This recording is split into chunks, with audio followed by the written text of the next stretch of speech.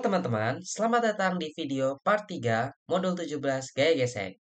Perkenalkan, nama saya Firendi Andriki. Saya akan menjelaskan terkait bagian pengolahan data untuk modul gaya gesek Laboratorium Fisika Dasar ITB. Pada video kali ini, kita akan membahas tujuan dari modul 17, kemudian alat dan bahan yang digunakan, lalu teori dasar, ada data dan pengolahan, dan juga format laporan.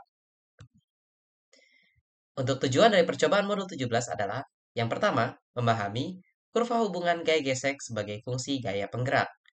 Yang kedua, menentukan hubungan antara gaya gesek statis dengan berat benda. Yang ketiga, mengukur koefisien gesek statis dan kinetik antara balok kayu dengan permukaan bidang. Dan yang terakhir, analisis dinamika gerak benda pada bidang datar. Untuk alat dan bahan yang digunakan pada percobaan ini, yang pertama ada perangkat antarmuka LabQuest Mini. Kemudian yang kedua ada PC berisi aplikasi Logger Pro. Yang ketiga ada sensor inframerah untuk sensor gerak. Lalu yang keempat ada sensor gaya yang terpasang pada kereta. Kemudian ada lintasan atau track. Tentunya ada kereta. Lalu ada balok massa 100 gram sejumlah 6 buah. Lalu juga ada keping massa sejumlah 4 buah sebesar 50 gram. Kemudian ada statif. Lalu ada set ember basah dan juga ember kering. Ada cermin. Ada penampung wadah air kecil. Kemudian ada kotak kontrol gaya di sini. Lalu ada katrol yang terintegrasi dengan lintasan atau track. Lalu ada tali untuk menarik kereta. Kemudian ada water pass. Lalu ada pompa submersible selang 150 cm dan juga neraca. Teori dasar untuk modul gaya gesek. Gaya gesek adalah gaya yang terjadi akibat adanya kontak antara permukaan benda dan permukaan bidang. Bisa dilihat di gambar 1 di sebelah kanan. Arah gaya gesek itu berlawanan dengan gaya penggerak. Jadi ketika gaya penggerak atau FP ditarik ke kanan, maka gaya gesekannya akan arah ke kiri. Terdapat dua jenis gaya gesek, yaitu gaya gesek statis dan juga gaya gesek kinetik. Pada saat benda diam, tentunya berlaku gaya gesek statis. Dan besar gaya gesek statis itu sama dengan gaya penggeraknya. Mengapa demikian? Karena resultan gaya pada saat benda diam haruslah bernilai 0, sebagaimana hukum Newton yang pertama. Sehingga gaya gesek statis di sini akan sama dengan gaya penggeraknya. Jika kita lihat pada grafik di kanan ini berada di region yang sebelah kiri. Gaya gesek itu nilainya sama dengan gaya penggeraknya. Dan di sini bisa kita lihat nilainya selalu meningkat ketika gaya penggerakan terus diperbesar. Gaya gesek statis ini terus meningkat sampai pada nilai maksimumnya yaitu Fx max. Nah, besar dari Fs max sendiri atau gaya gesek statis maksimum bisa didapat dari mu s dikali n. Dengan mu s itu adalah koefisien gesek statis dan juga n itu adalah gaya normal dari benda yang mengalami gaya gesek. Ketika gaya penggerak telah melebihi gaya gesek statis maksimum atau Fs max, maka benda telah dinyatakan bergerak dan berlaku gaya gesek kinetik. Dan gaya gesek kinetik sendiri nilainya konstan yaitu mu k dikali n. Dengan mu k itu adalah koefisien gesek kinetik. Seberapa besar pun gaya penggeraknya, nilai Fk selalu konstan. Jika benda telah bergerak, tentunya juga berlaku dinamika gerak benda. Sebagaimana hukum 2 Newton di sini, Fp dikurang Fk sama dengan ma. Fp di sini adalah gaya penggeraknya. Analisis kinematika juga dapat dilakukan dengan formula GLBB. X sama dengan X0 ditambah V0T ditambah setengah AT kuadrat. Dengan X adalah posisi akhir, X0 itu posisi awal, V0 kecepatan awal, A itu tadi percepatan benda, dan juga T waktu. Nah, untuk data dan pengolahan pada modul 17 ini, ada 3 percobaan yang akan dilakukan. Percobaan pertama, yaitu tentang gaya gesek statis. Pertama, teman-teman akan menimbang massa benda-benda yang ada di list ini, mulai dari kereta, penampung air atau wadah air, balok sejumlah 6 buah, dan juga keping sejumlah 4 buah. Dicatat massanya dalam satuan kilogram. Kemudian, Pada percobaan pertama, sebagaimana dijelaskan pada part 2, nanti teman-teman akan melihat grafik pada Logger Pro.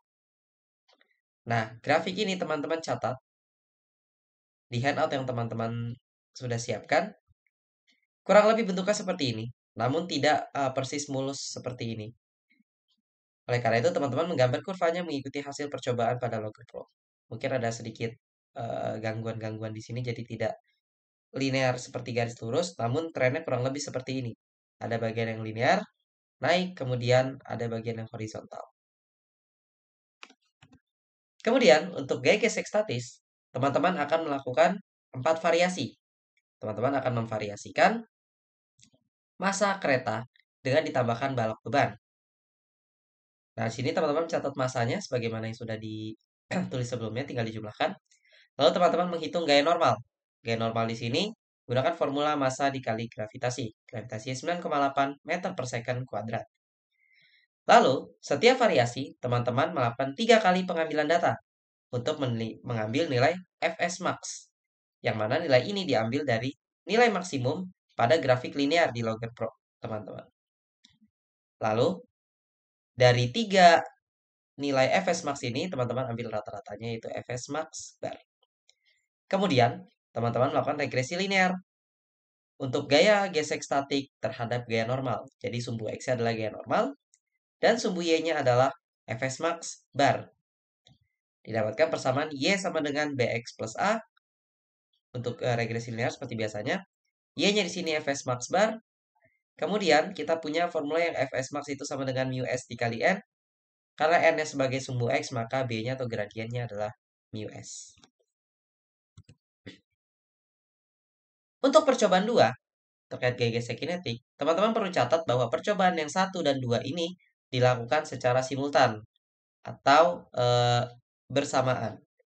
Sehingga ketika teman-teman melakukan variasi ini, teman-teman mencatat nilai Fs max pada grafik yang bagian linear ke atas. Pada bagian horizontal, teman-teman akan mendapatkan untuk percobaan 2 terkait gaya gesek kinetik. Untuk tabel massa dan gaya normal di sini tetap seperti bagian sebelumnya. Kemudian teman-teman akan mengambil nilai F bergerak. Yang mana F bergerak ini adalah nilai mean atau rata-rata grafik setelah linear pada Logger Pro. Jadi bagian yang horizontalnya. Setelah yang menanjak linear itu, teman-teman ambil nilai mean-nya. Kemudian, untuk F bergerak bar di sini itu adalah nilai rata-ratanya dari 3 kali pengambilan data untuk setiap variasi. Lalu teman-teman cari nilai FK, gaya gesek kinetik. Yang mana ini adalah Fs max bar dikurang F bergerak.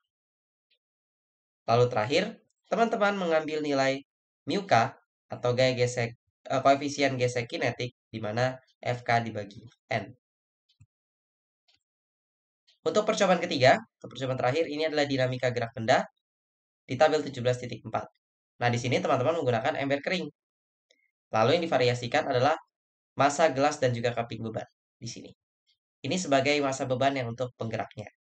Lalu massa keretanya digunakan satu variasi saja, konstan, yaitu kereta ditambah balok 1 tambah balok 2. Nah, di sini teman-teman akan mencatat waktu benda melewati sensor gerak. Itu lihat pada kotak kontrol gaya. Jadi di sini teman-teman sudah tidak menggunakan Logger Pro lagi. Nah, perlu dicatat untuk waktu yang tercatat itu dalam satuan milisecond. Sementara teman-teman harus menuliskan di sini dalam satuan second. Lalu, untuk nilai percepatan eksperimen di sini, teman-teman akan menggunakan formula dinamika Fp dikurang Fk sama dengan Ma. Nah, untuk percepatan eksperimen ini, karena gaya penggeraknya tadi adalah massa beban, maka di sini massa beban dikali gravitasi, dikurangi Fk-nya itu mu k, koefisien gesek kinetik, dikali massa kereta kali gravitasi, dibagi dengan massa kereta. Di mana inilah tempat terjadinya gaya gesek kinetik. Kemudian, teman-teman akan membandingkan dengan nilai referensi, di mana ini didapatkan dari analisa kinematikanya. Nah, dari formula ini, kita mendapatkan percepatan referensinya, karena V0-nya dimulai dari posisi diam, jadi ini 0. Jadi 2 dikali X dikurang X0 per T kuadrat, dan posisi akhir dikurang posisi awal ini adalah jarak, maka jadinya 2S dibagi T kuadrat. Kemudian teman-teman juga mencari galat, di mana percepatan eksperimen dikurangi referensi, dibagi referensi, nilai muataknya dikali 100%. Nah, terakhir untuk format laporan, seperti biasanya ada di angka modulnya, modul 17, kemudian judulnya, lalu ada hari, tanggal, dan waktu praktikum, teman-teman catat nama, NIM, kelas, garis miring sesi, dan juga asisten yang bertugas. Kemudian kondisi lab, seperti biasa, tujuan, ada 4 tujuan untuk modul ini, alat dan bahan, lalu teori singkat, data dan pengolahan, ini silakan gunakan dari handout, lalu analisis atau pembahasan, perlu dicatat, ditulis dalam bentuk paragraf, bukan poin. Lalu terakhir simpulan, ini harus menjawab tujuan, sehingga akan ada 4 simpulan. Sekian penjelasan untuk modul 17, dan sekian juga video kali ini. Terima kasih.